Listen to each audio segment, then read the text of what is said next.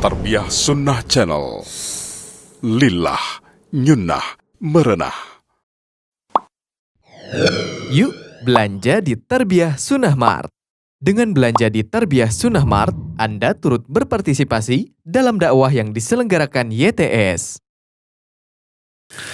Bismillahirrahmanirrahim. Assalamualaikum warahmatullahi wabarakatuh. Alhamdulillah.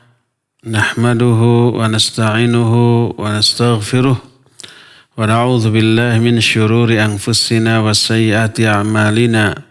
Man yahdihillahu fala mudilla lahu wa man yudlil fala hadiya lahu.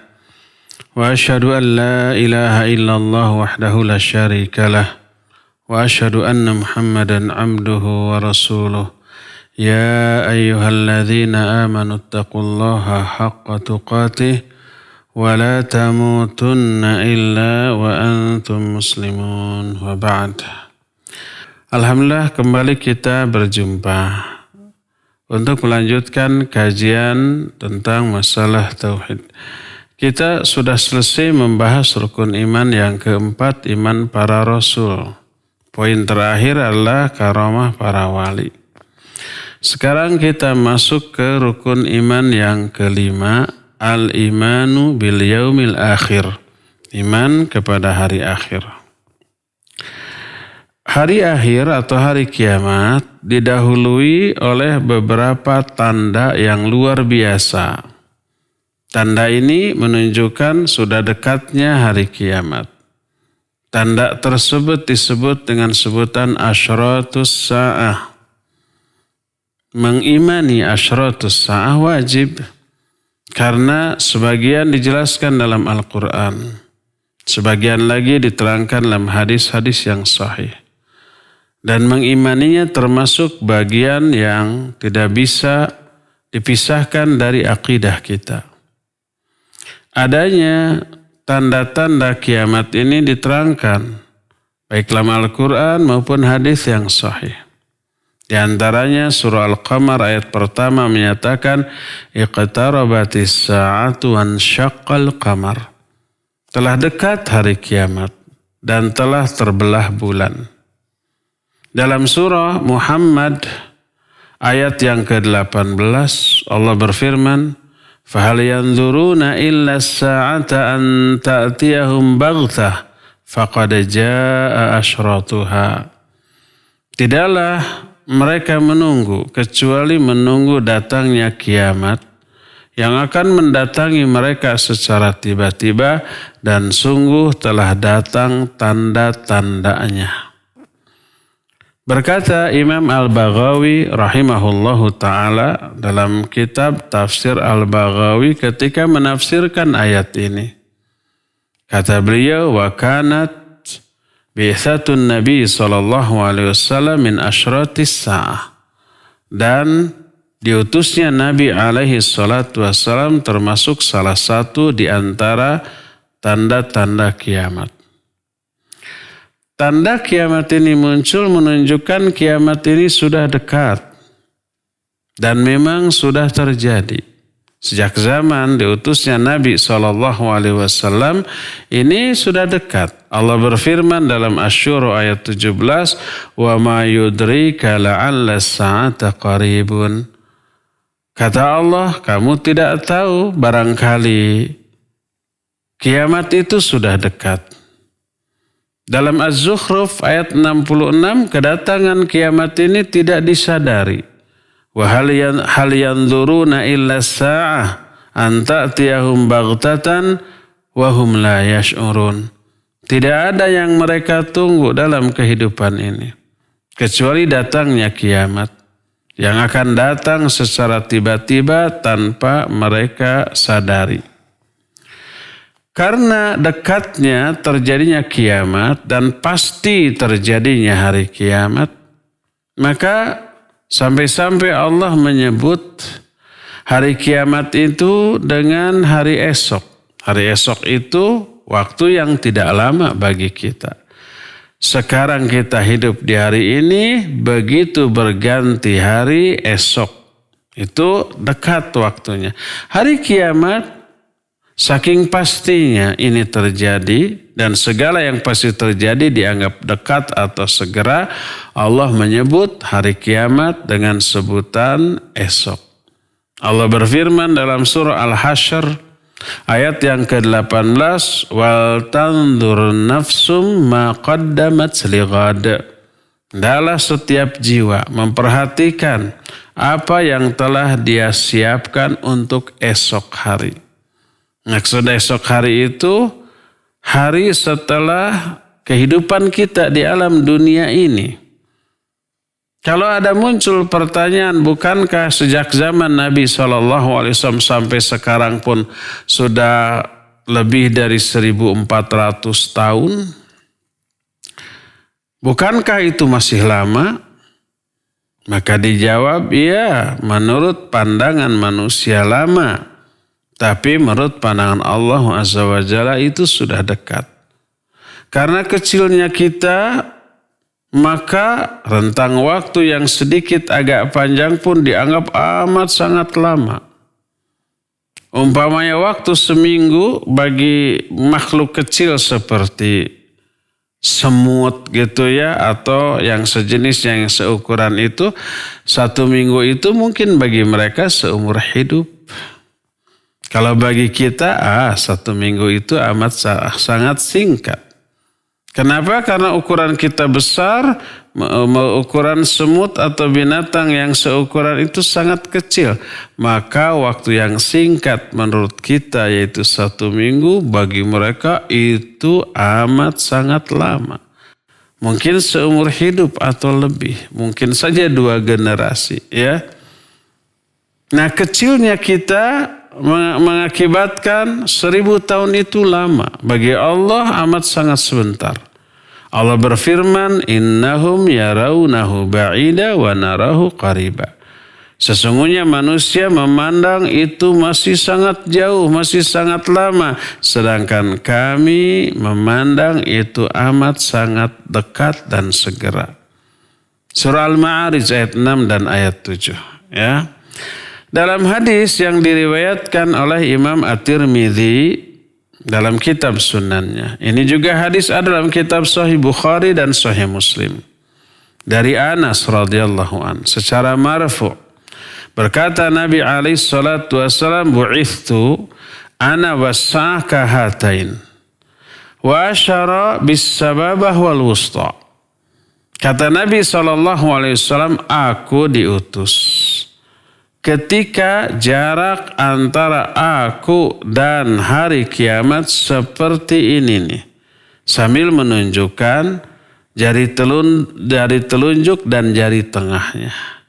Ini menunjukkan dekat. Jarak telunjuk dengan tengah itu berdampingan. Dalam hadis lain yang juga diriwayatkan oleh Imam Bukhari dalam kitab sahihnya diterima dari Ibnu Umar radhiyallahu anhuma dengan sanad yang sahih secara marfu Nabi alaihi salatu wasallam menyatakan innama ajalukum fi man madha qablakum minal umam min salatil asr ila maghribis syams. Hanyalah waktu hidup kalian dibanding umat-umat terdahulu sebelum kalian itu seperti dari sholat asar sampai sholat maghrib. Dalam lafaz lain, innama biqa'ukum fima salafa qablakum minal umam ma baina sholatil asar ila ghurubis syams. Hanyalah sisa waktu hidup kalian dibanding umat-umat terdahulu itu seperti waktu antara asar sampai maghrib. Jadi kita ini hidup di masa yang hampir maghrib. Maghrib itu maknanya hancurnya alam jagat raya ini. Mungkin fajarnya, subuhnya di zaman Nabiullah Adam alaihissalatu wassalam. Terus beralih ke zaman Nabi Nuh. Masih pagi itu. Idris, Hud, Saleh, Ibrahim, Lut, Ismail, Ishak, Yakub. Terus siang hari. Sampai Nabi Muhammad SAW ini hidupnya dianggap ibarat waktu sholat asar. mau menjelang maghrib.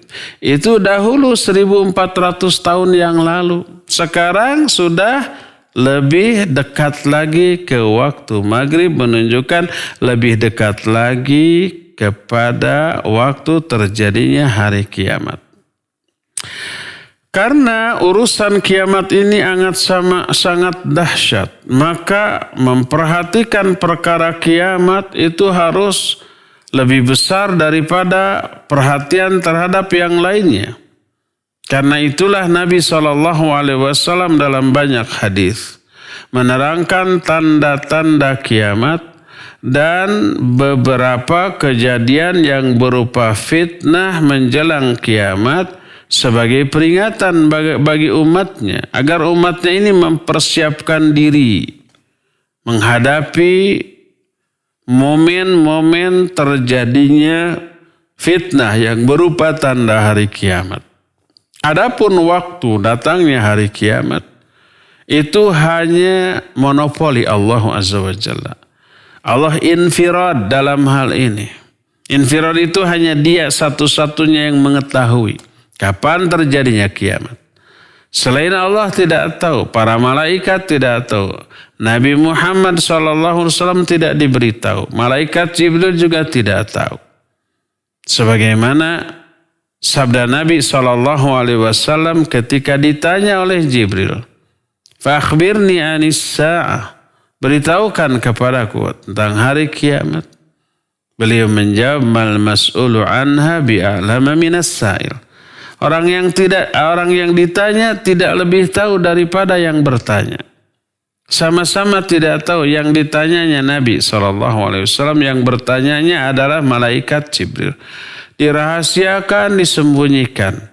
Walaupun harinya sudah disebut, yaitu hari Jumat. Kiamat tidak akan terjadi selain di hari Jumat. Tapi Jumatnya Jumat kapan, tanggal berapa, bulan apa, tahun berapa, kita tidak tahu. Pokoknya yang jelas hari Jumat, ya. Adapun aspek lainnya menyangkut tanggalnya, menyangkut bulan dan tahunnya, tak ada yang tahu kecuali Allah. Allah sembunyikan sebagai pelajaran bagi manusia, agar manusia kalau tidak tahu kapan kiamat. Dan Allah menyatakan kiamat itu datangnya mendadak. Fahal yanduruna illa as-sa'ata an ta'tiyahum baghtata. Baghtatan itu artinya mendadak. Mereka tidak menunggu apapun kecuali datangnya hari kiamat yang akan datang kepada mereka secara mendadak, secara tiba-tiba. Tidak bisa diduga. Maka manusia kalau tidak tahu kapan kiamat, mungkin saja esok lusa, Jumat depan dan seterusnya, mereka akan selalu bersiap menghadapinya. Sebagaimana juga dirahasiakan ajal kematian setiap orang. Semua kita pasti mati, saya pasti mati. Anda yang ada di rumah atau di mobil atau dimanapun yang mendengarkan kajian ini pastilah mati. Cuma tidak tahu kapan, di mana, dalam keadaan apa. Jangan diukur kematian itu oleh kondisi badan, tubuh. Tubuhnya sehat, staminanya sedang fit. Tidak ada penyakit, tidak ada masalah, tidak ada kesulitan. Wah, pasti panjang umur. Belum tentu. Kematian bukan karena penyakit, bukan karena usia. Tapi ajal itu sudah ditentukan waktunya. Ya, bisa mendadak. Kecelakaan waliyadzubillah bisa mendadak. Ada yang membunuh bisa mendadak. Ada peluru nyasar bisa mendadak. Ketabrak walaupun kita sedang berjalan di pinggir jalan dan seterusnya. Tidak bisa diduga. Allah Azza wa Jalla rahasiakan kematian setiap orang agar setiap orang mempersiapkan dirinya kalau kematian itu mendatangi dirinya secara mendadak. Persiapannya bukan dengan harta, bukan menyiapkan kuburan. Biar kuburan itu urusan orang yang masih hidup nanti ketika kita mati. Bukan menyiapkan kuburan, bukan menyiapkan segala sesuatu yang sifatnya duniawi, tapi menyiapkan bekal amal iman dan amal soleh. Ya. Berkata Al-Allamah As-Safaraini dalam kitab Lawami'ul Anwar Al-Bahiyah. Kata beliau, "Thumma a'lam anna asyrata as-sa'ah wa amaratiha tanqasimu ila thalathati aqsam. Qismun dhahara wa anqadha wa hiya al-ammaratul ba'idah wa qismun dhahara wa lam yanqadha bal la yazalu fi ziyadatin hatta idza balagha al-ghayah dhahara. Wal qismu tsalis wa hiya al-amaratul kabiratul lati taqibuha as-sa'ah wa annaha tatataba kanidhamil kharazati inqata silkuha." Ketahuilah bahwa tanda-tanda kiamat itu terbagi kepada tiga jenis, tiga tanda. Tanda pertama yang sudah muncul, sudah terjadi dan tidak terjadi lagi. Itu tanda-tanda masa lalu. Contoh-contohnya nanti akan kita sampaikan. Kedua, tanda yang sudah muncul tapi belum berakhir, masih terjadi sampai sekarang. Masih. Dari dulu sudah muncul sampai sekarang masih terjadi. Dan tanda yang ketiga lah tanda-tanda besar yang kemudian ditutup dengan terjadinya kiamat. Dan tanda besar ini berurutan secara langsung. Beres yang satu, langsung disambung ke yang dua, langsung disambung ke yang tiga. Kadang-kadang beberapa tanda terjadi di zaman yang sama. Apa saja contoh-contohnya? Yang pertama, tanda kiamat yang sudah terjadi dan tidak terjadi lagi adalah dibangkitkannya atau diutusnya Muhammad SAW sebagai Nabi akhir zaman dan kematian beliau.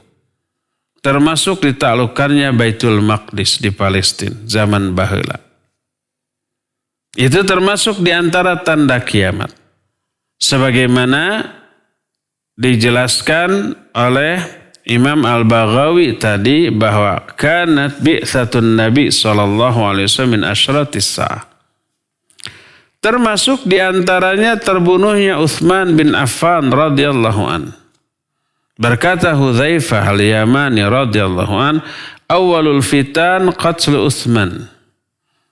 Muncul fitnah pertama kali, awal munculnya fitnah adalah terbunuhnya Utsman.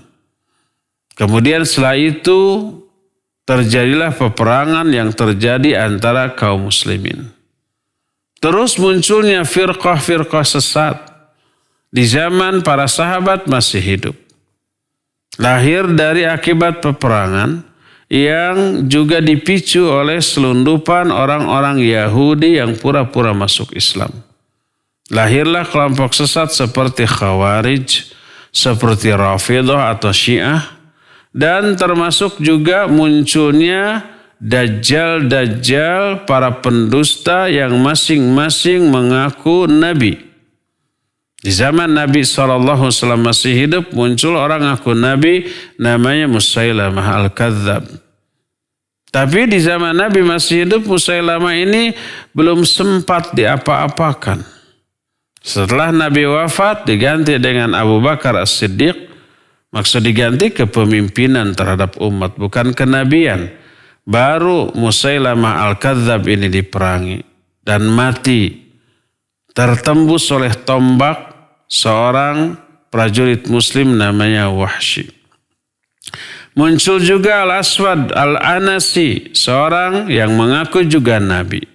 Seluruh orang yang mengaku Nabi palsu sampai akhir zaman berjumlah 30 orang. Itu kata Nabi SAW dalam hadisnya yang sahih. Kalau ditanya, bukankah orang yang ngaku Nabi sekarang sudah ribuan? Boleh dikatakan setiap negara pasti ada orang yang Ngaku-ngaku Nabi di Indonesia aja mungkin sudah puluhan, ratusan atau bahkan ribuan. Kenapa Nabi SAW hanya menyatakan 30 Nabi palsu akan muncul sampai akhir zaman? Apakah hadis Nabi ini bertolak belakang dengan realita? Kalau realita sesuatu yang faktual, yang pasti benarnya karena kenyataan.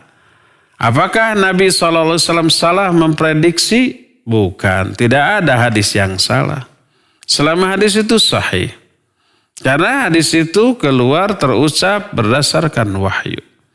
Adapun kalau ucapan Nabi SAW tidak sesuai dengan kenyataan seperti hadis ini, para ulama menjelaskan bahwa yang dimaksud 30 orang yang mengaku nabi palsu sampai akhir zaman adalah nabi-nabi palsu yang memiliki kekuatan besar, pengikut banyak, punya pasukan, punya militer, punya tentara yang siap untuk mempertahankan diri mereka, bahkan bersikap ofensif kepada pihak lain.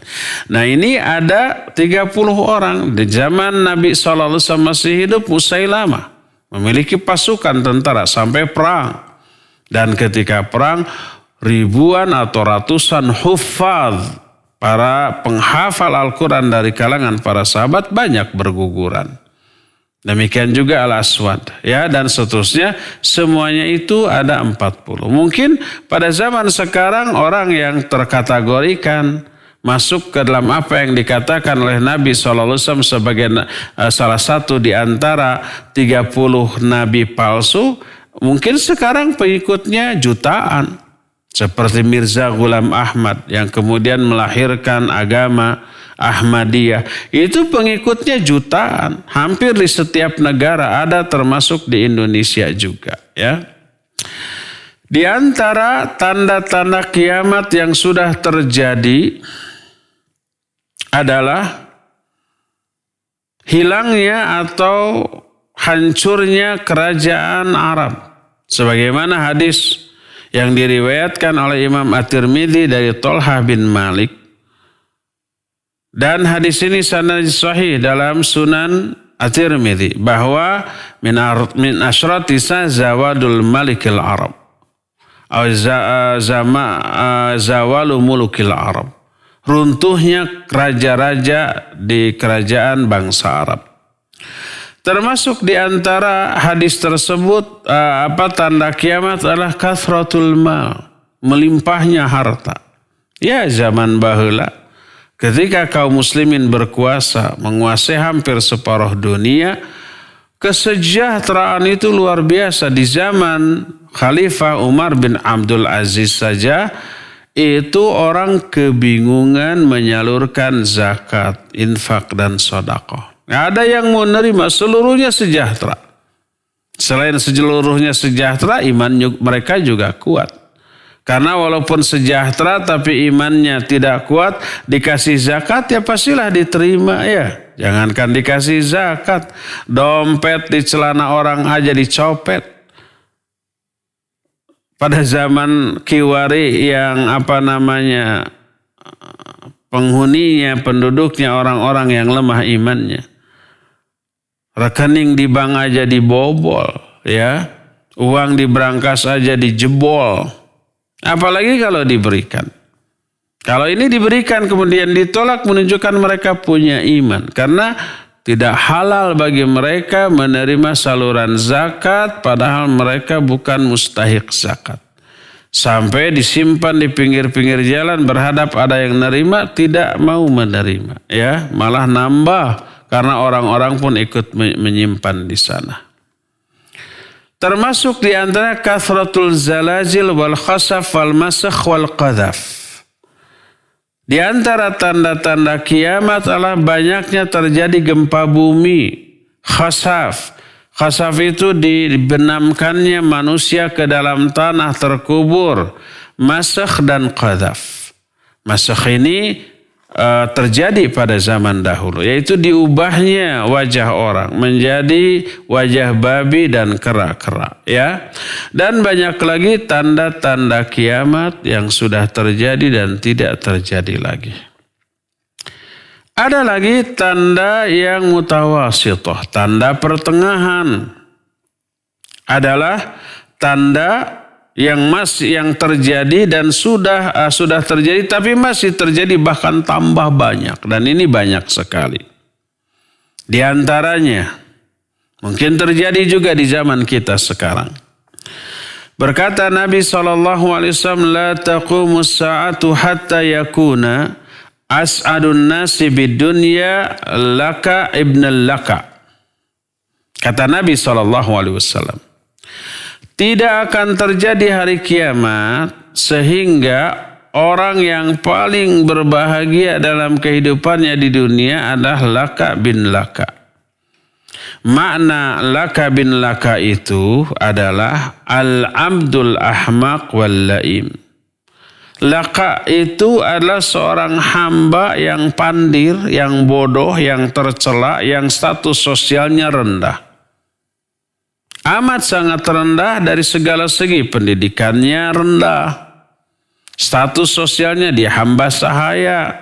Karena pendidikan rendah otomatis dia bodoh, tapi dia menjadi penguasa dan orang yang paling kaya. Nah, di sini riwayat Imam Ahmad, At-Tirmidzi dan yang lain-lain dari hadis Hudzaifah, ya. Di dalam hadis lain disebutkan makna dari hadis ini, la taqumu hatta yakuna li'am wal hamqa wa nahwuhum ru'asa'un nas. Tidak akan terjadi kiamat sebelum orang-orang yang hina, orang-orang yang bodoh, orang-orang yang rendah, mereka menjadi pemimpin-pemimpin, penguasa-penguasa bagi manusia. Orang-orang pintarnya, orang-orang yang berpendidikannya itu menjadi bawahan rakyat yang dipimpinnya. Dan ini akan terjadi menjelang hari kiamat. Maka kepemimpinan suatu bangsa, suatu negeri, atau suatu komunitas di akhir zaman tidak mencerminkan kualitas bahwa dia yang terbaik. Kalau zaman baheula iya, Abu Bakar As-Siddiq radhiyallahu an menjadi pemimpin umat karena beliau manusia terbaik di antara seluruh manusia yang ada saat itu. Beliau meninggal diganti dengan Umar, manusia terbaik zaman itu. Umar meninggal ganti Utsman, ganti Ali, sampai zaman khalifah yang kelima yang di antara khalifah Rasyidin, yaitu Umar bin Abdul Aziz radhiyallahu an. Itu manusia terbaiknya. Adapun kesini pemimpin umat Islam bukan manusia terbaik pada zaman itu, ya. Bahkan semakin ratusan tahun berlalu, lebih dari 1000 tahun yang lalu, 1000 tahun berlalu, maka orang yang menjadi pemimpin amat sangat mungkin orang itu orang yang bodoh. Seperti yang diisyaratkan di dalam hadis ini, bahwa tidak akan terjadi hari kiamat sebelum orang-orang yang memimpin manusia adalah orang-orang yang bodoh, orang-orang yang pandir. Di dalam hadis lain ada lagi tanda kiamat yang sudah terjadi dan masih terjadi. Nabi SAW menyatakan dalam hadis riwayat At-Tirmidzi dari Anas radhiyallahu an, yati 'alan nasi zamanun as-sabiru 'ala dinihi kal qabidi 'alal jamr. Akan datang nanti di akhir zaman kepada manusia suatu waktu, suatu zaman. Di zaman itu orang yang sabar di dalam melaksanakan agamanya, orang yang loyal, orang yang taat, orang yang komitmen, itu seperti orang yang memegang bara api. Dikucilkan, dihina, dipojokkan, difitnah, diberi gelar-gelar buruk. Karena manusia saat itu sudah jauh dari ajaran Islam. Yang mereka pegang teguh adalah konsep hidup orang-orang kafir, walaupun mereka muslim. Begitu ada orang yang langsung mengamalkan Quran Sunnah muncul, maka dianggap ajaran aneh. Dia dituduh ajaran baru, dituduh sesat, dituduh ekstrim, dituduh fundamentalis, dituduh fanatik, dan sejenisnya. Tuduhan-tuduhan yang memojokkan mereka. Orang yang sabar dalam melaksanakan agama di zaman itu seperti orang yang memegang bara api. Kepanasan dia, ya. Ketika orang-orang membuka aurat, muncul akhwat yang menutup seluruh aurat sampai wajah dan matanya dengan cara bercadar. Dipojokkan nggak mereka? Iya, awal kemunculan, ya, disebut ninja, disebut babagig sawah, disebut segala macam sebutan-sebutan yang memojokkan mereka, disebut teroris dan seterusnya, ya. Ketika umpamanya semua orang bergaya hidup seperti orang-orang kafir dalam berpakaian dan berpenampilan, maka di tengah kehidupan seperti itu muncul orang yang mengamalkan sunnah, ya. Memakai jenggot artinya membiarkan jenggot apa adanya, memakai celana yang cingkrang langsung jadi sorotan, langsung dipojokkan, ya. Sampai-sampai dilarang di sebuah instansi baik pemerintah ataupun swasta. Jenggotnya wajib untuk dikerik dengan alasan demi keselamatan kerja. Nggak ada hubungan. Apa hubungan jenggot dengan keselamatan kerja, ya? Celana wajib diturunkan. Tidak boleh di atas kedua mata kaki. Bukan benci kepada orangnya, tapi karena anti kepada syariat dan sunnah Nabi SAW. Dan ini terjadi, masih terjadi, dan akan terjadi beberapa tahun, mungkin abad ke depan. Dalam hadis lain, di antara tanda kiamat yang sudah terjadi dan masih terjadi, Nabi SAW menyatakan, La taqumus sa'atu hatta yatabahan nasu fil masajid. Tidak akan terjadi hari kiamat sehingga orang-orang berbangga-bangga dengan masjidnya masing-masing. Hadis ini riwayat Imam Ahmad, Abu Daud, Ibnu Majah, dan Imam Ibnu Hibban, diterima dari Anas radhiyallahu anhu. Tapi bangganya itu bukan dengan isinya, tapi dengan ornamennya, dengan kemegahan bangunannya, dengan kemewahannya, dengan segala macam yang sifatnya duniawi, walaupun isinya kosong. Termasuk diantara, ya, tanda-tanda hari kiamat adalah bahwa orang-orang yang ahli ibadah, mereka itu orang-orang bodoh, sedangkan orang-orang pinternya fasik. Sebagaimana dikemukakan dalam salah satu hadis, yakunu fi akhir zaman ubadun juhal wa qurra'un fasaqah. Dalam riwayat lain wa qurra'un fusaqah. Hadis ini riwayat Abu Nuaim dan Al-Hakim dari Anas radhiyallahu anhu.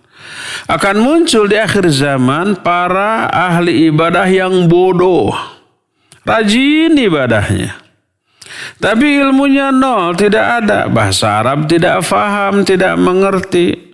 Baca Al-Quran, tajwid makhrajnya masih ancur-ancuran, asal norolang lancar, tapi tajwidnya, makhrajnya nggak tahu menau mereka itu, ya. Rajin segala macam ibadah, fardu kalaku, sunnah kalam, sampai karena bodohnya ibadah-ibadah yang tidak disyariatkan pun dikarang-karang, diambil dari budaya, kultur, kebiasaan, adat, dan seterusnya, dan dijadikan bagian dari agama. Ubadun juhalun. Dan wa qurra fusaq. Qurra itu orang-orang yang berilmu, tapi mereka fasik. Ilmu ada, tapi ilmunya digunakan untuk meraih kepentingan dunia untuk diri, keluarga, ataupun kelompoknya. Ayat hadis diputar balik. Ini termasuk di antara tanda-tanda kiamat. Adakah ulama seperti itu? Banyak ulama su, ya, yang disebut dengan ulama su atau ulama-ulama yang zahat. Berkata Umar bin Khattab kepada Hudair, Ya Hudair, hal ta'rifu ma yahdimul Islam? Hai Hudair, tahu enggak kamu apakah yang akan menghancurkan Islam itu? Dia menjawab tidak tahu. Yahdimuhu zalatul alim, ya, wajidal munafiqi bil kitab wa hukmul aimatul mudillin. Yang menghancurkan Islam itu adalah tergelincirnya orang-orang yang berilmu. Orang berilmu tapi fasik. Dia faham Quran Sunnah, pintar bahasa Arab, tapi dia itu bejat. Hanya mengejar keuntungan dunia. Dijuallah ayat-ayat Allah, diputar balikanlah hadis demi keuntungan. Ya, demi trendy, demi terpakai oleh siapapun yang bisa memberikan keuntungan dunia kepada dia. Dia tergelincir, akidahnya, akhlaknya, segalanya, kepribadiannya. Itu yang akan menghancurkan Islam. Oleh orang yang awam karena ini pintar diikuti. Zalatul alim. Wajidalul munafiqina bil kitab. Dan jidalnya orang-orang munafik tentang kitab. Dan wa hukmul aimatul mudil, hukum yang diterapkan oleh imam-imam yang menyesatkan. Dan ini nanti akan terjadi. Termasuk di antara salah satu tanda kiamat yang akan terjadi adalah ayyurul hilal sa'ata yatla fayuqalu lilailatain lintifakhihi wa kibarihi. Akan terlihat hilal atau bulan di satu malam ketika muncul, itu ukurannya 2 kali lipat besarnya, sehingga orang-orang menyatakan, wah ini bulan besarnya 2 kali lipat. Dari Abdullah bin Mas'ud, hadis lain dengan lafaz min asyratis sa intifakhul ahillah. Di antara tanda hari kiamat adalah membesarnya ukuran bulan, ya, dan banyak lagi yang lain-lainnya. Termasuk salah satu di antaranya adalah dijadikan masjid sebagai tempat untuk berlalu saja. Tidak singgah untuk sholat, untuk ibadah, untuk munajat, untuk baca Quran, untuk zikir, untuk berdoa. Dijadikan tempat berlalu saja. Kadang-kadang lewat, kepepet, kebelat, hanya memanfaatkan WC-nya. Setelah umpamanya ke WC, kemudian berangkat lagi. Kadang ada orang datang ke masjid memanfaatkan wifi-nya yang free di sana, gratis, datang, ya. Setelah waktu sholat, ya, orang-orang sudah beres sholat, sudah salam, dia datang nangkring di masjid, memanfaatkan wifi.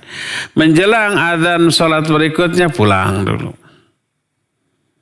Dijelaskan dalam salah satu hadis yang sahih riwayat Imam Al-Bukhari. Dari Anas radhiyallahu an, berkata Nabi alaihi salatu wassalam, berkata Anas, ala uhaddithukum bihadithin sami'tuhu min Rasulillah sallallahu alaihi wasallam, la yuhaddithukum bihi ahadun ghairi.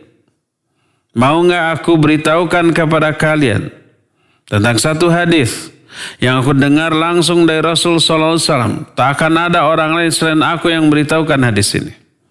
Karena saat itu hanya berdua antara Anas dengan Nabi SAW. Lalu beliau melanjutkan, Sami'tu Rasul SAW, Inna min asyratis sa'ah ayyurfa'al ilmu wa yakthurul jahlu wa yakthuruz zina wa yakthuruz syurbul khamar wa yaqillur rijal wa yakthurun nisa hatta yakuna li khamsina imra'atan al-qayyimul wahid. Kata Anas, aku mendengar Rasul sallallahu alaihi wasallam bersabda, di antara hari kiamat adalah akan diangkat ilmu. Ilmu menjadi berkurang. Yang dimaksud ilmu di sini ilmu agama, bukan ilmu sains, bukan ilmu peradaban, bukan teknologi. Teknologi semakin ke sini semakin maju. Tapi ilmu agama semakin berkurang. Makna akan diangkat ilmu, diwafatkan para ulama. Sebab Nabi SAW dalam hadis sahih riwayat Imam Bukhari menyatakan, Inna Allaha la yaqbidul ilma intiza'an yantazihu minan nas. Walakin yaqbidu biqadbil ulama hatta lam yabqa alim. Wattakhadhan nas ru'asa juhala. fasu'ilu fa'aftau bi ghairi ilm fadhallu wa adhallu. Kata Nabi SAW, sesungguhnya Allah tidak akan mencabut ilmu dengan cara mencabut ilmu itu dari kepala manusia. Asalnya pintar jadi bodoh mendadak. Enggak begitu. Tapi Allah mencabut ilmu dengan mewafatkan para ulama. Orang-orang berilmu, ulama-ulamanya dimatikan. Hatta lam yabqa alim, sehingga nanti tak ada lagi seorang pun yang berilmu yang tersisa. Lalu orang-orang mengambil manusia bodoh sebagai pemimpin, sebagai mufti. Pemimpin ini ditanya, mereka menjawab tanpa ilmu, mereka sesat dan menyesatkan. Ini diantara tanda kiamat, ilmu akan dicabut, wa yakthurul jahlu, dan akan merajalelanya kebodohan, wa yakthuruz zina, dan akan semakin berkembang, semakin banyak perzinahan, wa yakthurus syurbul khamr, akan semakin merajalela juga mabuk-mabukan. Akan lebih sedikit laki-laki dan lebih banyak wanita. Sampai perbandingan 50 orang wanita sebanding dengan 1 laki-laki. 1 berbanding 50 tuh. Terlalu banyak wanitanya dibanding laki-lakinya. Dan ini termasuk diantara tanda-tanda kiamat. Sudah terjadi dan masih terus terjadi sampai sekarang. Ya. Dalam Sahih Bukhari dari Abu Hurairah radhiyallahu an, kata Abu Hurairah, bainama an-nabiy sallallahu alaihi wasallam fi majlisin yuhaddithul qauma ja'ahu a'rabiyyun faqala mata as-sa'ah famada Rasul sallallahu alaihi wasallam yuhaddits faqala ba'dul qaum sami'a maqalahu fakariha ma qala. وقال بعضهم بل لم يسمع حتى إذا قضى حديثه قال أين السائل عن الساعة فقال ها أنا ذا يا رسول الله قال فإذا ضيعت الأمانة فانتظر الساعة قال كيف إضاعتها قال إذا وسد الأمر إلى غير أهله فانتظر الساعة. Kata Abu Hurairah radhiyallahu an, suatu saat ketika Nabi SAW duduk bermajlis dengan para sahabat, berbicara kepada mereka, tiba-tiba datang seorang Arab Badui. Lalu menyela. Nabi SAW waktu itu sedang menjelaskan sesuatu yang penting. Disela. Orang ini bertanya, kapan kiamat? Nabi SAW melanjutkan ucapannya. Tidak menggubris pertanyaan ini. Sebagian sahabat menyatakan Nabi mendengar pertanyaan itu tapi beliau tidak suka apa yang ditanyakan. Sebagian lagi menyatakan Nabi tidak mendengar makanya tidak menggubris. Itu pertanyaan yang muncul di kalangan para sahabat saat itu. Sampai ketika beliau selesai berbicara, beliau bertanya, mana orang yang tadi bertanya tentang hari kiamat? Orang Arab Badui tadi ngacung, saya ya Rasulullah. Beliau menjawab, bila sudah disia-siakan amanah, tunggulah kiamat. Dia bertanya lagi, bagaimana disia-siakannya amanah? Maka beliau menjawab, apabila suatu urusan diserahkan bukan kepada ahlinya, tunggu saatnya kiamat. Maknanya kiamat beneran, sebentar lagi kiamat akan terjadi. Dan itu selaras dengan hadis yang tadi disinggung, yaitu kiamat tidak akan terjadi sampai ada orang yang paling berkuasa dan paling kaya adalah orang yang pandir, yang bodoh. Orang yang bodoh bukan ahlinya memimpin umat. Ini amanah besar, menjadi pemimpin diserahkan kepada orang yang tidak layak untuk menyandangnya. Ini berarti menyerahkan amanat bukan kepada ahlinya. Termasuk di antara kiamat itu adalah terangkatnya ilmu, munculnya orang-orang bodoh yang kemudian menjadi mufti, menjadi ulama. Nah, itu urusan amanah besar diserahkan bukan kepada ahlinya, ya. Dan itu diantara tanda-tanda hari kiamat. Itulah dua jenis tanda kiamat yang pertama yang sudah terjadi dan tidak terjadi lagi. Seperti dia bangkitkannya Nabi SAW sebagai Rasul terakhir dan kematian beliau. Seperti terbelahnya bulan menjadi dua, itu juga sudah terjadi dan tidak akan terjadi lagi. Dan Allah berfirman tentang peristiwa itu, iqtarabatis sa'atu wansyaqqal qamar. Dan itu termasuk tanda kiamat yang sudah terjadi dan tidak akan terjadi lagi. Ya, yang kedua yang sudah terjadi dan masih langsung terjadi. Sebenarnya ada satu tanda kecil.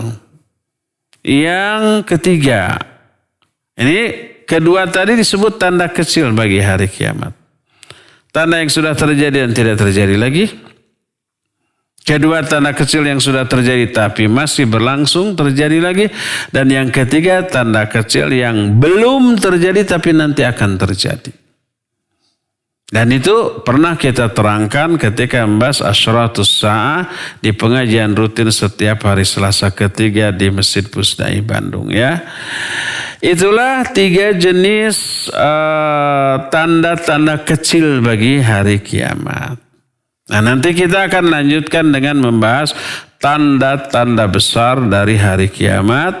Kita tidak akan jelaskan sekarang. Sekarang cukup sampai di sini dan kita sengaja memberi waktu yang lebih luas untuk tanya jawab karena mengingat banyaknya pertanyaan yang biasanya muncul baik melalui telepon ataupun melalui SMS atau WA, ya. Cukup sampai di sini dan untuk sesi tanya jawab ini saya serahkan untuk memandunya kepada Al-Akh Cepi Septina untuk memandu tanya jawab dengan pendengar dan pemirsa. Wassallallahu ala nabiyina Muhammadin wa ala alihi wa ashabihi wassalam. Silakan. Baik, syukran Ustaz atas pemaparan materi yang disampaikan. Baik, khawatiman azani Allah wa iyyakum, para pendengar dan pemirsa dimanapun antum berada. Silakan bagi antum yang akan bertanya bisa melalui line telepon langsung ke nomor 02286862637 atau bisa melalui pesan singkat ke nomor 081122771476. Sekali lagi bagi antum yang akan bertanya silakan bisa melalui line telepon di nomor 02286862637. Dan sudah ada penelpon yang masuk, ya silakan. Ya silakan, sudah masuk. Assalamualaikum. Waalaikumsalam warahmatullahi wabarakatuh. Dengan Ibu siapa di mana? Dengan hamba Allah di Padalarang.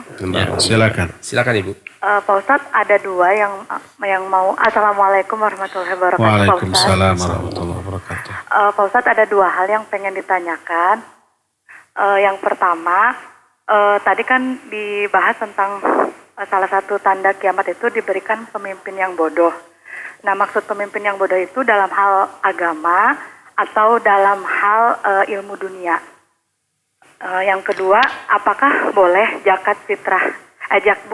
Zakat mal kita yang udah mencapai nisab setahun ini, Pak Ustadz, diberikan kepada rumah yatim, rumah anak-anak yatim, karena melihat kondisi sekarang yang lagi pandemi gini, kayaknya mereka sangat memerlukan gitu Pak Ustadz. Iya.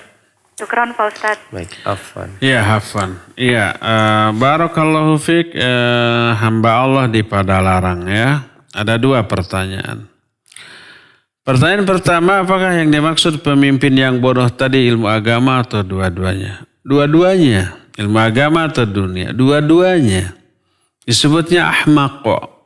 Bukan sekedar jahil, ya. Jadi pandir, ya, dungu gitu kasarnya, ya. Dua-duanya. Kok bisa? Ya bisa, itulah keajaiban. Mungkin nanti dia jadi boneka bagi pihak tertentu, ya. Dikondisikan, diopinikan, dibentuk opini, adanya tim sukses yang bagus bisa mendongkrak popularitas orang yang bodoh untuk menjadi pemimpin, sangat amat sangat bisa ya. Dan ini termasuk di antara tanda-tanda hari kiamat. Kedua, boleh nggak zakat mal disalurkan ke panti anak yatim? Ya, anak yatim tidak semuanya miskin. Ada anak yatim yang kaya, ada. Ketika umpamanya ayahnya meninggal, ayahnya kaya raya mewariskan warisan yang banyak. Anaknya yatim, tapi dia kaya raya. Oleh karena itulah maka yatim tidak identik dengan miskin. Dan miskin belum tentu teralami oleh orang yatim. Makanya dalam Al-Quran mustahik zakat yang 8, yang dijelaskan dalam surah At-Taubah ayat 60, tidak ada salah satu asnaf yang disebut yatim. Enggak ya. Fakir, miskin, kemudian gharim dan seterusnya, tidak ada yang yatim. Karena apa? Karena yatim belum tentu miskin. Nah, kalau toh ada anak yatim kemudian juga miskin, orang tuanya meninggal dalam keadaan juga miskin, tidak meninggalkan apapun, terus dia masih punya ibu, ibunya janda tapi tidak memiliki kekayaan, miskin ya, atau malah orang tuanya sudah tidak ada, masuk ke panti asuhan anak-anak yatim, otomatis tidak punya kekayaan, ya mereka status menerima zakat itu bukan sebagai anak yatim tapi sebagai orang miskin. Kalau panti itu memang miskin gitu ya, butuh bantuan, anak-anaknya sulit untuk makan, para pengurusnya juga demikian, boleh zakat mal kita disalurkan kepada panti yang seperti itu ya. Kalau ada di tetangga kita anak yatim, kemudian ya jelas yatim ayahnya tidak ada ya, terus ibunya janda dan menganggur, tidak memiliki pekerjaan. Kata orang Sunda, koreh-koreh cok ya, kadang dapat makan, kadang tidak, sehari makan, sehari tidak. Silakan salurkan ke zakat ke yang seperti itu, bukan statusnya sebagai anak yatim tapi sebagai orang miskin. Karena mungkin saja umpamanya ayahnya meninggal, terus ibunya nikah lagi kepada kepada seorang yang berkecukupan. Anaknya itu tetap statusnya yatim. Ayah yang sekarang ayah tiri. Tapi ayah tirinya ini berkecukupan dan bertanggung jawab kepada anak tirinya. Ya, nah, ini yatim tapi bukan mustahik zakat. Jadi intinya bukan yatimnya tapi fakir atau miskinnya orang tersebut ya, wallahu a'lam. Silakan lagi. Ya, syukran Ustaz atas jawabannya. Baik, silakan kami mengundang kembali para pendengar yang akan bertanya kepada Ustaz secara langsung, bisa melalui line telepon di nomor 022-8686-2637 atau melalui pesan singkat ke nomor 0811-227-147. Dan sudah kita angkat dulu dari penanya melalui WhatsApp Ustaz, dari Lutfi di Bekasi. Apa yang seharusnya dilakukan oleh kita ketika saat menunggu jenazah sebelum dikuburkan atau tak kala menunggu keluarga jauh yang belum datang? Dan apakah hukum mengazankan dan mengiqomahkan mayit Ustaz? Silakan. Iya, barakallahu fiik, Lutfi di Bekasi. Apa yang harus dilakukan terhadap mayit sebelum dikuburkan? Ya tentu saja pertama dimandikan, kedua dikafani, ketiga disolatkan ya. Disolatkan. Selebihnya tidak ada lagi selain menunggu dikuburkan. Boleh didoakan? Boleh banget ya, didoakan ketika hidup, setelah mati, baik sebelum dikuburkan ataupun sebelum dikuburkan ataupun setelah dikuburkan, mendoakan itu bebas kapan saja, tidak ada batasan waktu ya. Nah, adapun mengadzankan mayit, biasanya adzan itu ketika mayit dimasukkan ke lubang kubur. Maka dari aspek apapun tidak ada keterkaitan dalil. Dari dalil nakli berupa nas, hadis yang sahih tidak ada. Tidak pernah ada hadis Nabi SAW yang menyatakan apabila dimasukkan kuburan ke lubang lahat, maka berazanlah salah satu di antara kalian. Ya, tidak ada. Kedua, dari segi akal. Apa fungsi dari azan? Fungsi dari azan mengajak sholat. Isinya mengajak sholat. Hayya ala sholat, hayya ala falah. Sekarang ajakan itu ke siapa? Ke orang yang hidup yang mengantarkan jenazah ke kuburan atau ke mayit? Dua-duanya tidak munasib, ya. Karena bukan waktunya. Tidak ada orang yang menguburkan mayit pas jam-jam sholat. Karena mereka harus sholat. Mungkin sebelumnya atau setelahnya. Oleh karena itulah, maka tidak ada syariat mengadzankan mayit ketika dimasukkan ke lubang lahat. Wallahu a'lam. Baik, syukran Ustadz atas jawabannya, dan kembali kita angkat penelpon yang akan bertanya. Ya, silakan. Halo. Assalamualaikum. Waalaikumsalam warahmatullahi wabarakatuh. Dengan Pak Iqbal di Muhammad Toha. Pak Iqbal. Silakan. Silakan Bapak. Ustaz, saat ini kan fitnah subhat, fitnah syahwat ini sangat banyak. Apakah ini merupakan bagian dari tanda akhir zaman? Demikian Ustaz, jazakallah khairan. Assalamualaikum warahmatullahi wabarakatuh. Waalaikumsalam warahmatullahi wabarakatuh. Iya. Sebenarnya fitnah, syahwat, dan terutama syahwat dan juga syubhat di zaman Nabi SAW sudah muncul. Tapi karena keimanan yang kuat, kedua-duanya itu tidak dominan dalam kehidupan para sahabat di zaman itu. Ya, yang dimaksud dengan syahwat adalah melanggar, baik yang dilarang, diharamkan lalu dilanggar, atau meninggalkan apa yang diperintahkan. Itu syahwat. Makna syahwat itu adalah ya kesalahan, kekeliruan yang dilakukan padahal dia tahu itu dosa, itu salah. Seperti orang tahu haramnya mabuk tapi dia mabuk. Seperti orang tahu haramnya judi tapi dia judi. Karena ada kesenangan di sana. Seperti tahu haramnya zina kemudian dia zina. Ya. Seperti umpamanya tahu haramnya meninggalkan sholat, meninggalkan saum, tapi dia tinggalkan. Karena hawa nafsu. Padahal tahu itu dosa, itu syahwat. Adapun syubhat adalah penyimpangan yang disebabkan karena kebodohan, karena ketidaktahuan. Dia menganggap ini benar karena kebodohannya, padahal salah. Diperingatan, diingatkan, diberitahu, malah ngeyel. Karena dia meyakini kebenaran dari perbuatan itu, padahal perbuatan itu salah secara syar'i karena kebodohan. Ya, dua-duanya ada di zaman Nabi SAW, tapi bisa diantisipasi oleh iman dan ilmu. Obat dari kebodohan, obat dari syahwat, ya, adalah iman dan amal soleh. Obat bagi syubhat adalah ilmu. Dua-duanya obatnya dominan di zaman Nabi SAW. Ketika ada orang yang salah faham terhadap Al-Quran, terhadap hadis Nabi SAW, langsung dikoreksi. Ya. Dan banyak dari kalangan sahabat yang salah faham memahami sebuah ayat. Dan contoh-contohnya sering saya kemukakan seperti umpamanya Adi bin Hatim ketika turun ayat kulu washrabu hatta yatabayyana lakumul khaytul aswad minal khaytil abyadi minal fajr. Ya. Makan minumlah kalian sehingga jelas bagi kalian antara benang putih dan benang hitam berupa fajar.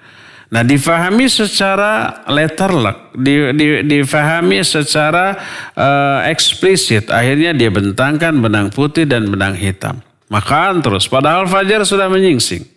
Ya, itu kesalahfahaman. Seperti juga ayat alladzina yu'tuna ma atau wa qulubuhum wajilah. Kata Aisyah radhiyallahu anha, wahai Rasulullah, apakah mereka itu sudah melakukan dosa sehingga hati mereka takut? Ayat ini artinya orang-orang mukmin adalah orang-orang yang sudah mengamalkan amalan-amalan yang mereka lakukan. Amalannya tidak disebut. Alladzina yu'tuna ma atau. Orang-orang yang sudah melakukan amalan-amalan yang mereka lakukan. Wa qulubuhum wajilah. Tapi hati mereka takut. Kata Aisyah, wahai Rasulullah, apakah mereka itu orang yang mabuk, yang mencuri gitu, sehingga mereka takut? Kata Rasul sallallahu alaihi wasallam, laisal amru kama tadhunnin. Oh, bukan itu makna dari ayat ini, hai Aisyah. Tapi mereka orang yang sudah melakukan ibadah dan amal soleh, tapi hati mereka takut kalau amalan itu ditolak dan tidak diterima. Ya, ini contoh-contoh syubhat, kesalahan, tapi langsung saat itu terkoreksi. Syubhat ada, syahwat ada, tapi obatnya lebih dominan di saat itu. Ya. Nah kemudian ini tetap terjadi, syubhat dan syahwat tetap menyebar, semakin minim ilmu, semakin minim iman, semakin dominan syubhat dan syahwat. Maka sampai sekarang syubhat dan syahwat menjadi sumber fitnah, ya. Makanya tadi disebutkan di antara tanda kiamat adalah kasratul fitan, banyaknya terjadi fitnah. Bahkan nanti umat Islam ini akan menghalalkan apa-apa atau perbuatan yang secara qat'i diharamkan oleh Allah Azza wa Jalla. Sebagaimana sabda Nabi SAW dalam hadis sahih riwayat Imam Al-Bukhari, la yakunanna qaumun min ummati yastahilluna al-hirra wal harir wal khamr wal ma'azib. Akan muncul satu kaum dari kalangan umatku nanti di akhir zaman yang menghalalkan al-hir. Al-hir itu kebebasan bergaul. Zina dianggap halal, asal suka sama suka. Kemudian harir itu sutra, ya. Kemudian khamr itu minuman, mabuk, ya. Dan ma'azif itu alat-alat musik dan nyanyian. 4 perkara ini secara qat'i diharamkan berdasarkan nas, ayat dan hadis yang sahih. Tapi suatu saat ada yang menghalalkannya. Ya. Sekarang masih perbuatan zina, perbuatan mabuk gitu ya, perbuatan sutra masih diharamkan oleh orang-orang tuh, orang Islam. Walaupun pemabuk, walaupun pezina, kalau ditanya tahu nggak itu dosa? Tahu, ngerti gitu ya, masih diharamkan. Tapi musik dan nyanyian sudah ada nggak yang menghalalkan? Banyak, sampai oleh para dai, para ustadznya. Makanya kalau ada orang yang menyatakan, oh musiknya itu halal asal isinya aja bagus, liriknya bagus, nggak perlu dibantah. Karena apa? Karena itulah hidayah tercabut dalam diri orang. Itulah syubhat. Cukup dengan mengemukakan hadis, benarlah sabda Rasul SAW yang menyatakan bahwa kelak di akhir zaman ada umatku yang menghalalkan musik dan nyanyian. Cukup begitu. Ya, nggak bisa dibantah dengan dalil. Karena apa? Karena jiwa mereka itu sudah terlanjur gandrung kepada musik dan nyanyian selama liriknya mereka anggap bagus. Dan memang banyak lirik-lirik yang bagus. Ayat dimasukkan, hadis dimasukkan, gitu kan? Perkataan-perkataan para ulama dimasukkan, nasihat-nasihat yang berharga dimasukkan menjadi konten dari sebuah nyanyian, ya. Lalu mereka karena kontennya bagus, walaupun bingkainya sudah diharamkan, isinya bagus, dianggap bagus dan dijadikan alat dakwah. Padahal sesuatu yang Allah haramkan tidak mungkin menjadi alat untuk meraih kebaikan. Al-ghayah la tubarirul wasilah. Tujuan itu tidak bisa menghalalkan segala cara, ya. Wallahu a'lam bishawab. Baik, syukran Ustaz atas jawabannya. Dan kita kembali mengangkat pertanyaan dari pesan singkat Ustadz. Dari Ruslan di Sulawesi Selatan, pertanyaannya, amalan apa saja yang bisa menyelamatkan kita dari azab kubur Ustadz? Jazakallahu khairan. Iya, barakallahu fiik. Ruslan di Sulsel, mungkin melalui Radio Roja Kendari gitu ya. Kendari Sulsel bukan? Pelajaran geografinya jelek, udah lupa berlalu. Apa pertanyaannya? Amalan. Amalan apa yang bisa menyelamatkan kita dari azab kubur? Ya, yang pertama, seluruh amal soleh yang Allah perintahkan bisa menyelamatkan kita dari azab kubur. Ya, laksanakan semua perintah Allah, baik yang fardu termasuk yang sunnah. Kedua, seluruh upaya menghindarkan apa yang Allah larang itu juga penyelamat dari alam kubur. Jauhi semua larangan Allah, laksanakan semua perintahnya. Insya Allah tidak hanya selamat di dunia, di alam kubur, sampai ke akhirat nanti. Itu intinya ya. Namun ada beberapa hadis yang spesifik yang menjelaskan penyebab orang diazab di alam kubur. Contohnya pertama umpamanya dia ini kalau kencing tidak cebok, tidak tidak membersihkan diri setelah air kencing, setelah kencing gitu ya. Umumnya orang-orang kalau kebelet di jalan WC umum ada, cuma bayar ya 2.000 ya.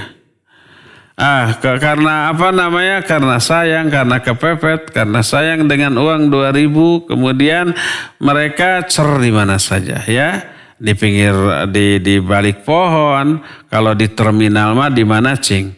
Di ban-ban mobil gitu, di ban-ban bus kayak begitu ya. Sehingga kalau kita mau mencari bus, antrian bus yang lagi parkir, yang lagi ngetem itu, harus nahan nafas gitu ya.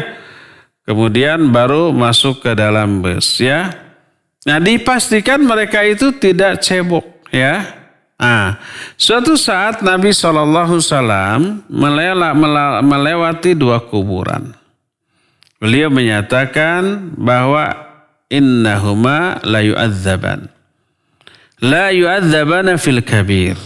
Bala innahuma fi kabir.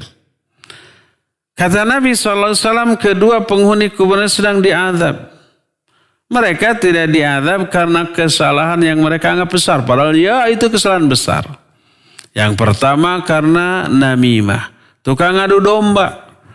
Bukan ngadu domba dalam makna hakiki domba diadu-adu. Tapi maksudnya mengadu-ngadu orang. Ya, menukil ucapan seorang ke orang lain dalam rangka merusak hubungan kedua orang. Itu namimah namanya. Dan yang kedua adalah orang yang tidak bersih-bersih setelah kencing. Itu penyebabnya. Maka hindarkan. Kedua, Nabi SAW suatu saat pernah waktu Mi'raj melihat beberapa peristiwa yang mengerikan. Beliau melihat ada orang yang kukunya amat sangat panjang, kemudian mencakar-cakarkan kuku panjang itu ke wajahnya dan ke dadanya. Berlumuran darah. Sampai Nabi SAW mengeri melihatnya. Ketika ditanyakan kepada Jibril, beliau menjawab itu adalah orang-orang yang suka makan daging manusia. Artinya bukan dengan makna yang sebenarnya, kiasan. Ada yang suka menggibahi orang. Karena Allah dalam Al-Quran mengistilahkan gibah dengan memakan daging bangkai saudara yang sudah mati. Allah menyatakan, وَلَا يَغْتَبْ بَعْضُكُمْ بَعْضًا أَيُحِبُّ أَحَدُكُمْ أَيَّأْكُلَ لَحْمَ أَخِيهِ مَيْتًا فَكَرِهْتُمُوهُ. Ya. Kata Allah, jangan sebagian kalian menggibahi sebagian yang lain. Suka enggak? Kalau kalian memakan daging bangkai saudara kalian yang sudah mati, pasti kalian tidak suka. Ya. Nah itu nanti di akhiratnya, di alam kuburnya akan diberi azab, dikasih cakar-cakar dari besi-besi dari logam yang sangat tajam. Dia cakar-cakarkan ke wajahnya, ke dadanya sampai berlumuran darah. Ini menunjukkan salah satu penyebab azab kubur adalah menggibahi orang. Dan banyak lagi. Intinya semua kemaksiatan menjadi penyebab orang itu diazab di alam kubur. Ya, jauhi semua maksiat, semua yang Allah larang, lakukan semua yang Allah perintahkan. Tidak hanya selamat di alam kubur, tapi juga di dunia sampai ke akhirat nanti. Wallahu a'lam. Baik, syukran Ustadz atas jawabannya. Kembali kami mengundang kepada para pendengar dan pemirsa yang akan bertanya langsung kepada Al-Ustadz. Silahkan bisa melalui line telepon di nomor 022 8686 2637. Sekali lagi di nomor 022 8686 2637. Ya, sambil menunggu penelpon yang masuk, kita angkat pertanyaan dari pesan singkat. Assalamualaikum warahmatullahi wabarakatuh. Ustadz, dari Khalid di Padalarang. Ustadz bertanya, apabila mau mewakafkan atau mensedekahkan untuk orang tua yang sudah meninggal, apakah harus disebutkan bahwa pemberian ini untuk kedua orang tua tersebut? Dan apakah pahalanya dapat mengalir ke orang tuanya? Jazakumullahu khairan. Ustaz. Silakan. Iya, wa jazakallahu khaira fa Khalid di Padalarang. Iya. Insyaallah sampai ya. Infak, sedekah atas nama orang tua yang sudah meninggal itu insya Allah sampai ya berdasarkan nas hadis yang sahih tentang hal itu ya. Salah satunya hadis yang beberapa pertemuan yang lalu kita sudah terangkan, hadisnya sahih riwayat Imam Al-Bukhari. Beliau Rasul SAW pernah ditanya tentang orang yang punya ayahnya ini mau mati, berwasiat bebaskan 100 orang budak hamba sahaya. Tapi salah satu anaknya menyatakan enggak, sampai saya nanya dulu kepada Nabi SAW. Lalu beliau menjawab, in kana muwahhidan aw musliman, thumma tasaddaqtum anhu, aw hajjajtum, aw sumtum. Kalau ayahmu seorang muslim, ahli tauhid, kemudian kamu sedekah atas nama dia, haji atas nama dia, saum atas nama dia, maka pahalanya sampai kepada dia dan kepada kamu. Ya, itu sampai dan banyak lagi hadis yang lainnya. Wallahu a'lam. Syukran Ustaz atas jawabannya. Silakan ada penelpon yang masuk. Ya, silakan. Assalamualaikum warahmatullahi wabarakatuh. Waalaikumsalam warahmatullahi wabarakatuh. Dari Abu Jan di Kopo.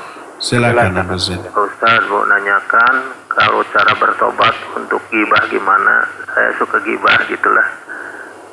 Ya terima kasih. Assalamualaikum warahmatullahi wabarakatuh. Waalaikumsalam warahmatullahi wabarakatuh. Ya Pak Abu Zain di Kopo ya. Barakallahu fiik. Bagaimana kalau tobat dari gibah ya? Ada dua jenis. Pertama, kalau orang yang digibahi nggak tahu bahwa kita menggibahinya. Belum sampai gibahan kita tentang dia kepada dia ya. Maka tobatnya pertama 3 syarat pokok. Yang pertama itu tidak boleh kelewat. Yang pertama berhenti dari gibah. Kedua menyesal. Ketika bertekad tidak kembali ya, tidak melakukan gibah kembali. Nah, keempat, kalau orang yang digibahinya itu tidak tahu ya, cukup meralat gibahan kita di hadapan orang-orang yang kemarin kita bergibah tentang dia di hadapan orang itu. Kalau umpah kita menggibahi si fulan di hadapan 10 orang, lalu kita tobat, kumpulkan lagi 10 orang ya. Lalu kita ralat, kemarin saya bilang si fulan begini, saya salah. Saya khilaf, saya kausap setan gitu. Si fulan tidak seburuk yang saya omongkan, saya keliru. Si fulan itu baik, diralat ucapannya ya. Kalau gibahnya umpamanya melalui tulisan WA ataupun SMS atau rekaman dikirim ke seorang, kirim lagi ralatnya melalui media yang sama ya. Kemudian mintakan ampunan bagi orang yang digibahi. Itu kalau orang yang digibahinya itu tidak tahu. Apa perlu memberitahu? Jangan diberitahu. Maaf ya, saya sudah menggibahi antum, kemudian jangan. Nanti berakibat buruk ya. Madaratnya akan besar. Mungkin nanti dia jadi marah kepada kita, benci, bahkan balik memaki kita dengan makian yang lebih besar daripada gibahan kita. Maka tidak perlu diberitahukan. Nah, kecuali kalau dia sudah tahu kita menggibahinya, gentle ya. Maaf saya sudah menggibahi antum, saya khilaf gitu ya. Maaf, antum tidak seburuk yang saya omongkan dan saya sudah ralat omongan saya kepada orang-orang tentang antum. Mohon maaf, minta dihalalkan ya. Itulah cara tobat dari gibah. Wallahu a'lam. Terakhir ya. Ya, baik, ada penelpon yang masuk. Silakan. Nah, sudah terputus. Ya, kita kita undang kembali pada penelpon yang barusan terputus. Ya, silakan, sudah masuk kembali. Halo. Ya, silakan. Assalamualaikum. Ya, Waalaikumsalam warahmatullahi wabarakatuh. Dengan Ibu siapa di mana? Ibu Ati di Turangga. Silakan Bu Ati. Ibu. Begini Ustaz ya, mertua saya kan waktu masih hidup mewasiatkan kepada adik-adik sama suami saya. Begini, jadi adik-adiknya mendapatkan warisan itu di depan tanahnya gitu ya Ustaz. Terus yang kakaknya, suami saya paling besar kan, di belakang. Terus maksudnya mertua saya itu, kalau di Jawa itu kan ada istilah yang tua menyangga yang muda gitu. Gak tahu maksudnya saya apa, nggak ngerti. Cuma yang ini saya tanyakan kan itu mungkin ada unsur syiriknya kan. Terus mertua saya meninggal. Terus wasiat itu dilaksanakan. Itu gimana Ustaz dengan melaksanakan wasiat itu? Ya. Assalamualaikum. Waalaikumsalam warahmatullahi wabarakatuh. Ya, Bu Ati di Turangga, barakallahu fik ya. Wasiat tidak boleh ke ahli waris, la wasiyata lil waris. Tidak ada wasiat bagi ahli waris. Kalau orang yang akan meninggal berwasiat dengan isi wasiat yang menyimpang dari syariat, tidak boleh untuk dilaksanakan. Tidak boleh untuk ditunaikan ya. Termasuk diantaranya mewasiatkan pembagian harta warisan menurut versi orang yang akan meninggal tersebut. Karena cara dan pembagian, persentase pembagian warisan sudah diatur oleh Allah dalam Al-Quran, oleh Nabi SAW dalam hadis-hadisnya. Tidak boleh umpama si orang tua sebelum meninggal, kalau saya mati ya nanti tanah itu untuk yang pertama, rumah yang di sana untuk yang kedua, kebun yang di sana untuk yang ketiga, itu wasiat. Maka wasiat tidak boleh ke ahli waris dan tidak boleh untuk ditunaikan, untuk dilaksanakan, tidak boleh. Jadi setelah orang tua meninggal, maka seluruh harta peninggalannya menjadi harta warisan.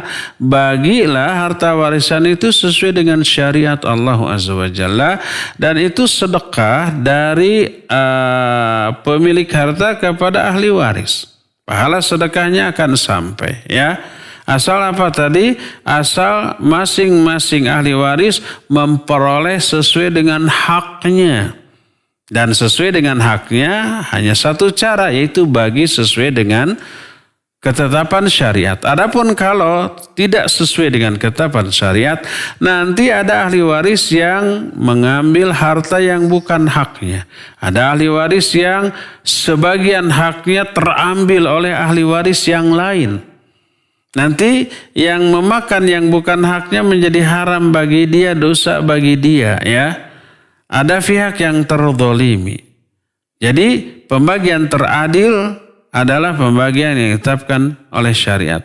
Ketika ini tidak ditegakkan maka berarti kezaliman. Sebab zalim adalah lawan dari adil. Ya, maka jangan dilaksanakan wasiat tersebut karena pembagian warisan sudah ditetapkan oleh syariat. Ya, demikian ya Bu Ati, cukup ya sampai sini saja. Insya Allah kita jumpa kembali hari esok di waktu, jam dan gelombang yang sama. Subhanakallahum bihamdik asyhadu an la ilaha illa anta astaghfiruka wa atubu ilaik. Walhamdulillahirabbil alamin. Wa sallallahu ala nabiyina Muhammadin wa ala alihi wa sahbihi wasallam. Wassalamualaikum warahmatullahi wabarakatuh.